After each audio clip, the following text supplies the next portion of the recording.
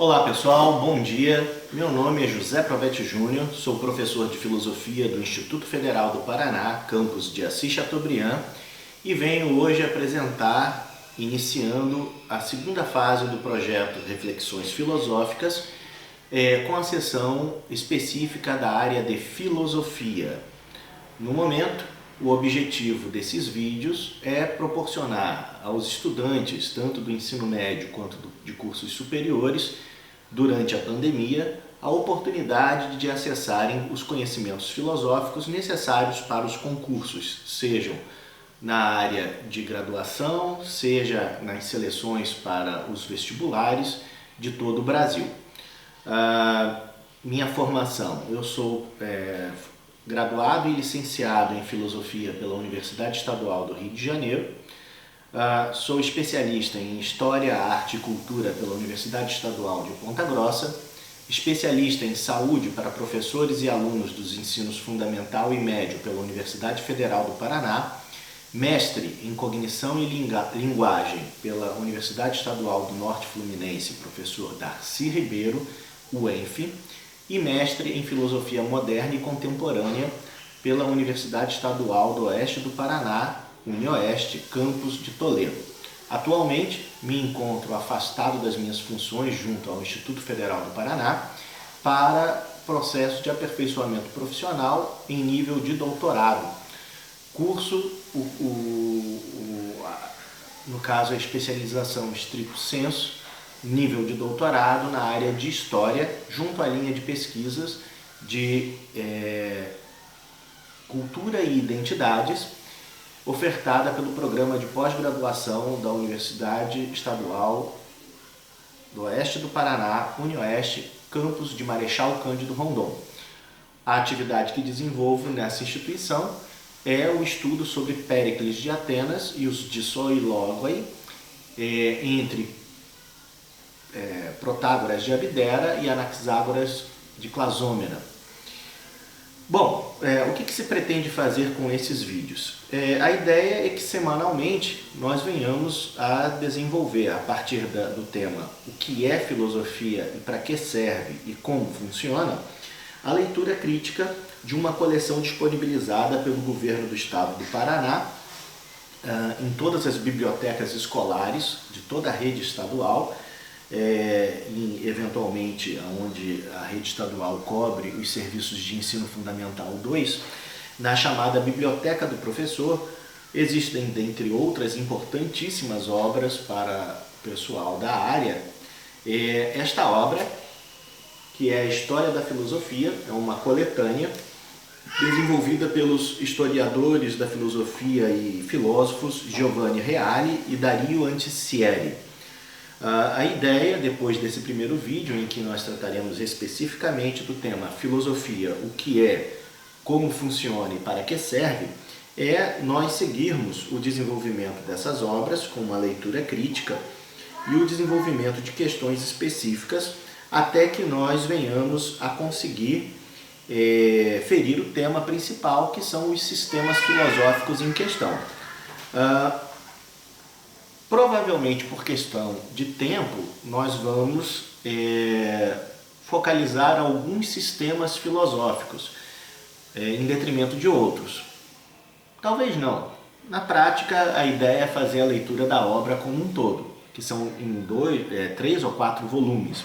Portanto, a ideia, caso vocês venham a se interessar e permanecer nos acompanhando, é termos um material didático e crítico disponível. Então, sem delongas, vamos ao que interessa. Bom, o que é filosofia, como funciona e para que serve? Filosofia é um produto cultural. É um produto cultural desenvolvido pelos gregos do século 6 por 5 a.C., sobretudo nas cidades da região chamada na época de Jônia, hoje a atual Turquia. Sobretudo a historiografia marca a origem dessa coisa chamada filosofia com a prática de um sábio chamado Tales, da cidade de Mileto, ou popularmente conhecido como Tales de Mileto. Não existia filosofia antes disso, professor?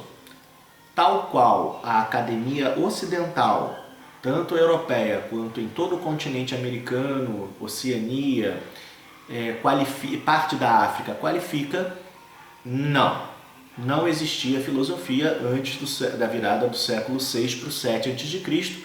e, em tese, possivelmente Tales foi o iniciador desse processo, ou dessa área específica, ou desse produto cultural específico, que provavelmente haviam outros que a praticavam, mas ficou ratificado o parecer da história quanto ele a ser o iniciador desse conhecimento.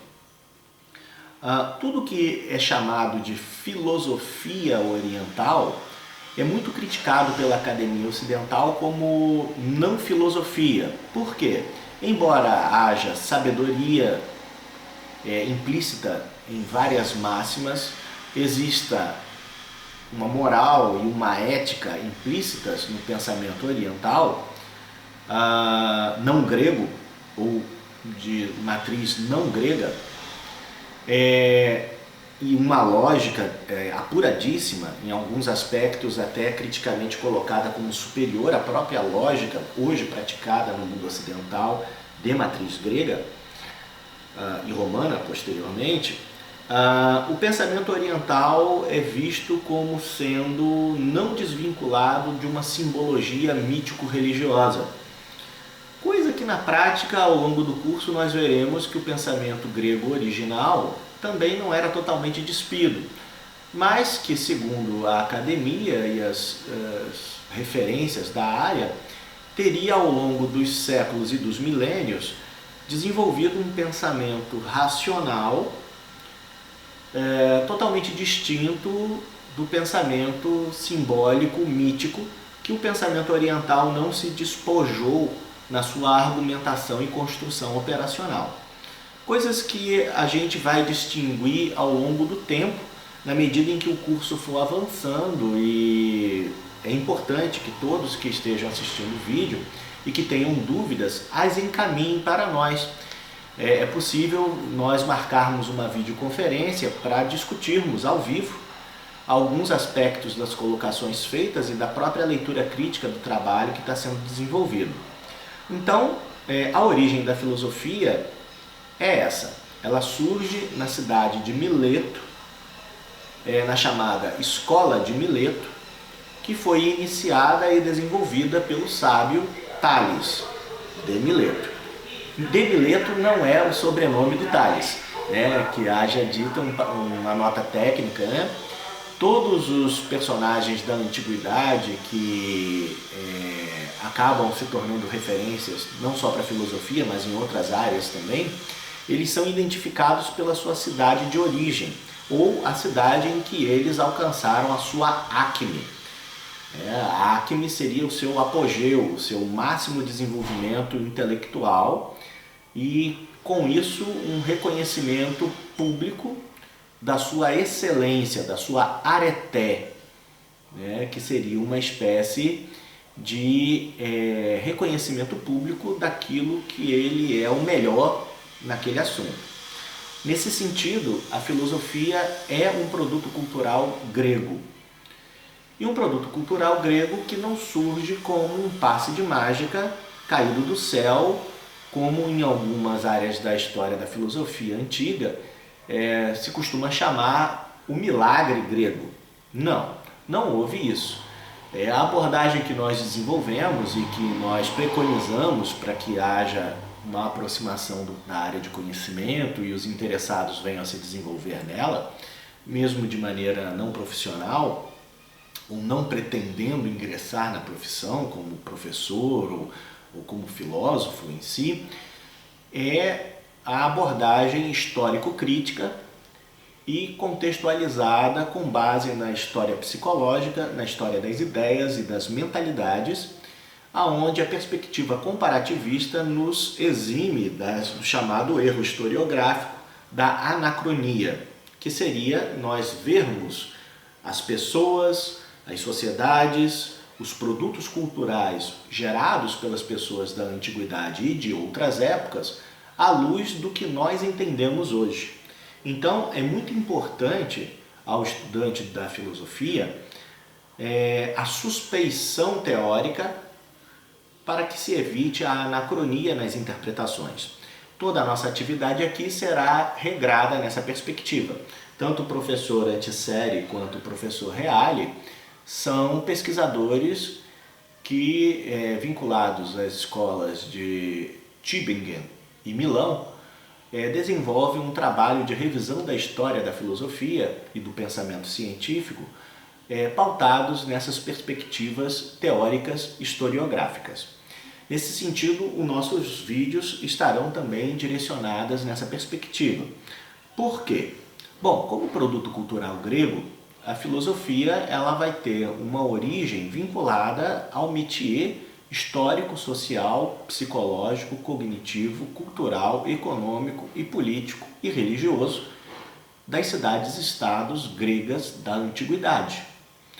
E, indo num viés que é desenvolvido pelo historiador e antropólogo Jean-Pierre Vernant, nós podemos remontar todos os pré-condicionantes culturais e históricos necessários para o surgimento desta área de conhecimento e dessa, chamarei, habilidade específica que é a filosofia e o filosofar. Portanto, ela, embora pressuponha uma habilidade comum desenvolvível a todos os seres humanos, ela é uma área do saber e uma técnica, ou se não uma tecnologia específicas que surgem no tempo e no espaço, especificamente Mileto, Jônia, Ásia Menor, Grécia Antiga, em torno dos séculos 6 para o 5 a.C., e que vai se desenvolver na cultura ocidental ao longo dos 2.500, 2.600 anos de tradição filosófica como uma especificidade ímpar, que será demonstrada ao longo das nossas reflexões nos próximos vídeos. Então, o que é a filosofia? Ela é um produto cultural helênico da antiguidade, do período arcaico para o período clássico, que se desenvolve na cidade-estado de Mileto, na Jônia, antiga Ásia Menor, atual Turquia, na virada do século V para o século VI, com um sábio chamado Tales, morador e nativo da cidade-estado de Mileto. E a sua escola, ou seja, não uma instituição escolar formal, mas seus amigos, como uma perspectiva de Karl Raimund Popper nos apresenta uma reunião periódica de Tales, seu genro Anaximandro de Mileto, seu concidadão Anaxímenes de Mileto, os estrangeiros Xenófanes de Cólofon, Heráclito de Éfeso, Parmênides de Eleia,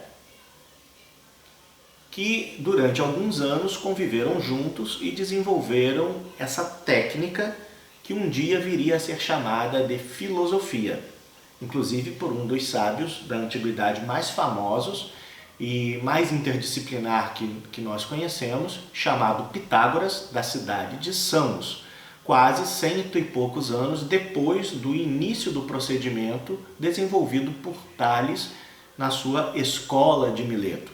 Então, quando a gente fala em escolas filosóficas, é mais uma espécie de organização historiográfica desenvolvida posteriormente à antiguidade para agrupar pensadores que têm uma perspectiva ou uma abordagem semelhantes do que necessariamente uma instituição formal. O processo de escolarização formal na antiguidade, sobretudo grega, ele não ocorre antes do Império Romano. Nós temos a educação privada, desenvolvida por quem poderia pagar, E na melhor das hipóteses, sendo bem condescendente com o fato historiográfico, nós tínhamos uma espécie de preocupação de educação pública através do teatro, fosse por meio de tragédias ou de comédias ou sátiras, desenvolvidas já a partir do século IV a.C., 5 e 4 a.C., para ser mais preciso. Então a filosofia, ela é uma produção cultural que parte de um contexto específico, o grego não continental, ou seja, não europeu, mas asiático, né? Portanto, jônico. Depois nós vamos nos aprofundar mais detidamente para compreender o impacto disso no que significa filosofia. Não surge com um nome explícito como filosofia, mas seria mais algo próximo do que uma técnica de releitura dos conhecimentos míticos de ordem teogônico e cosmogônico, que a história da filosofia classificará como cosmologias, e que parte de uma inovação cultural introduzida no mundo grego da antiguidade, que é a prática da escrita em prosa.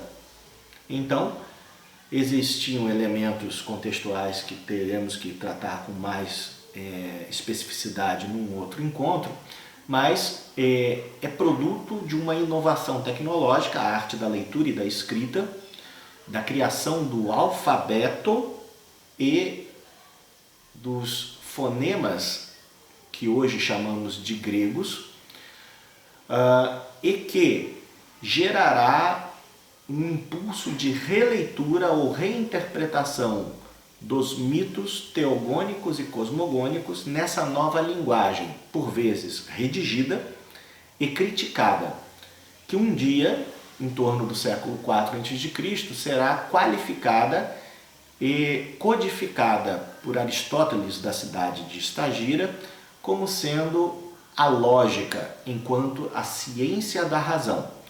Então, um fator importante que é necessário a gente frisar: a filosofia, ela é decorrente de uma revolução cultural e tecnológica que proporcionará uma possibilidade de releitura interpretativa das histórias tradicionais sobre a origem e o funcionamento do mundo.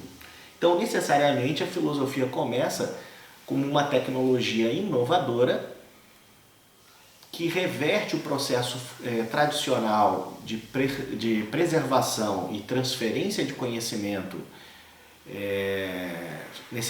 conhecimentos necessários à sobrevivência das tribos gregas, e que gera possibilidades de revisão crítica e de levantamento de hipóteses explicativas que serão denominadas como racionais, revisionistas e críticas, de onde Karl Popper, por exemplo, ao analisar os primeiros filósofos, irá classificá-los como revisionistas, racionalistas, críticos, justamente por esse exercício e antes da definição por Pitágoras de Samos do que viria a ser filosofia e a sua prática, o filosofar pelos filósofos. Então, nesse sentido, respondemos à pergunta: o que é filosofia? E, de certa maneira, já introduzimos a ideia de o que é filosofar, que é o exercício de revisões críticas à luz e dentro dos parâmetros de uma linguagem específica que é a razão. E nesse ponto é importante distinguirmos a visão popular do que vem a ser a classificação do termo razão, muitas vezes vinculadas à ideia de certeza ou de verdade subentendida a um posicionamento dado, seja em que assunto for, do que é a razão enquanto filosofia. Por quê? A razão enquanto linguagem, ela pressupõe necessariamente o uso da mídia da prosa. O que é a prosa? É o discurso em torno do qual nós nos expressamos por escrito ou verbalmente dentro dos pressupostos lógicos e gramaticais de um pensamento em que se introduz um sujeito, um predicado, e se tenta discursivamente demonstrar a veracidade dos elementos dessa frase. E isso posto de uma forma não poética, não mítica e não religiosa. Portanto, de certa forma, atrelado a um certo compromisso laico de tentativa de explicação, justificação e demonstração da verdade implícita na comunicação que está se dando. Portanto, a filosofia ela é uma técnica específica que é o pressuposto básico da própria ciência, como será construída na cultura ocidental, a princípio numa base filosófica, posteriormente numa base filosófica e religiosa durante a Idade Média cristã, muçulmana e judaica, e na Idade Moderna, na verdade até no período do Renascimento, a partir do Renascimento para a Idade Moderna, a construção de uma técnica a partir do uso da razão, ou seja, da filosofia, para o desenvolvimento do método científico. Portanto, a razão é uma linguagem e uma técnica que se desdobra a partir da linguagem comum, popular, laica, ou seja, não religiosa, não ritualizada, não mágica, não mítica, que procura estabelecer uma compreensão analítica e crítica, revisionista daquilo que se tem como lugar comum ou como um conhecimento básico e popular. Dito isso, então nós respondemos as perguntas: o que é filosofia, da onde que ela veio, como que ela funciona, e agora vamos tentar explicar o para que serve. Bom, se você prestou atenção no que eu acabei de falar sobre como a filosofia funciona, ela é a base existencial e prática de toda a existência ocidental. Não existe, a não ser talvez a arte, mesmo assim a arte sofreu um forte impacto cultural e metodológico da razão e da ciência nos últimos 500 anos. Quando a gente fala em filosofia, nós estamos falando em longa duração, né? No mínimo 2.500 a 2.600 anos na cultura ocidental. Então, dentro dessa perspectiva, a filosofia ela não é uma coisa, ela não é um sistema, ela não é uma interpretação. Na verdade, ela é um produto cultural, uma linguagem, uma técnica que é construída a milhares de mãos há pelo menos 2.500 anos e que tem diversos sistemas, perspectivas que procuram estabelecer um conhecimento racional e verdadeiro sobre tudo o que nós entendemos. Trata de todas as áreas possíveis de manifestação da sociedade humana, desde as representações oníricas até a estrutura da própria realidade, da estrutura possível de conhecimento dessa realidade. Então, assim, quando alguém pede para se definir o que é filosofia, a definição clássica e que aparece na maioria dos livros didáticos é aquela que é elaborada por Pitágoras em torno do século V para o 4 a.C. e pela sua escola, a escola pitagórica, né? Que parte da junção de duas palavras gregas, philo e sofia, para formar o conceito do que viria a ser o que Popper qualifica como revisionismo racionalista crítico. Philo significa amor ou amizade e Sophia significa sabedoria. Bom, a gente tem que contextualizar essas duas palavras para que a gente não fique no beabá da tradução crua, né? Ou seja, filosofia seria o amor ou a amizade, a sabedoria. Tá, e daí, professor? O que isso significa na prática? Bom, philo, como amor e amizade, tem que ser lidos como um amor e amizade dentro do contexto do que era amor e amizade na Grécia Antiga. Sobretudo na virada do século V para o século IV a.C., na cidade de Samos, ou ainda nas cidades italianas, onde a escola pitagórica se desenvolveu profundamente. E segundo, a palavra Sofia, enquanto sabedoria, ela em si não é nada clara.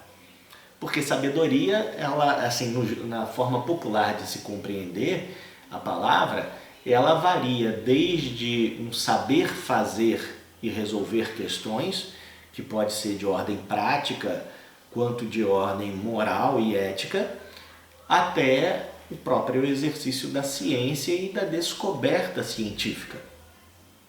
Mas o que isso significava na época da virada dos séculos V para o IV a.C., quando Pitágoras então cria os termos filosofia e filósofo?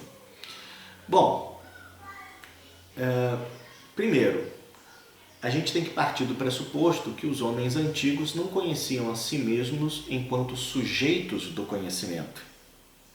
Meu amigo, eles não pensavam como nós pensamos hoje. Eles não viam a si próprios como agentes objetivos de intencionalidade explícita de suas ações e pensamentos, nem tampouco dos sentimentos que eles vivenciavam. É o que os especialistas na área de história da filosofia antiga qualifica como eu aberto, um eu objetivista, um eu que depende do olhar do outro para compreender o que ele é enquanto construção de si próprio. Não existia uma percepção e o conhecimento da interioridade da subjetividade humana enquanto sujeito intencional do conhecimento, nem tampouco responsável por aquilo que pensava ou sentia. Compreendeu que o buraco é um pouco mais embaixo, né? Então, quando a gente fala em amor e amizade, nós não estamos falando da tradicional definição cristã e crística de se colocar no lugar do próximo e, indiferentemente se esse próximo fará ou não tudo aquilo que você gostaria que ele te fizesse, você faz. Isso já é uma concepção subjetivista que começa a ser desenvolvida pelo cristianismo a partir do ano zero, ou do século I, né, depois de Cristo, e que tenderá ao longo dos séculos nas sociedades cristãs, muçulmanas e judaicas a construir a nossa atual percepção de autoconhecimento enquanto revisão daquilo que são os elementos ou energias internas que compõem as nossas vontades e intencionalidades e, portanto, eticamente atribuíveis e cobráveis do operador ou do sujeito do conhecimento. Os antigos não viam, não conheciam e não sentiam a sua realidade a partir daí. Portanto, quando a gente fala em amor na antiguidade, nós estamos falando de uma possessão divina que podia ou não ser erótica, relativa ao deus do amor sexual Eros e Afrodite, mas que também podia ter instâncias de prazer sensorial, de conjugação existencial. Então, o que acontece? Na antiguidade, o amor e a amizade estão vinculados a um processo de interação coletiva, em que você só sabe quem é você a partir do olhar do outro e, portanto, da sua própria percepção construída pelo discurso do outro a respeito do que você faz e pensa no coletivo, e não numa perspectiva individualista de uma interioridade subjetivista e intencionalmente consciente do que faz ou do que deixa de fazer. Tudo era divino, tudo era possessão dos deuses nessa época. Então o amor e a amizade é nessa perspectiva que deve ser interpretada. E a sabedoria, por outro lado, ela não é autoexplicativa em si mesma, como nós falamos anteriormente.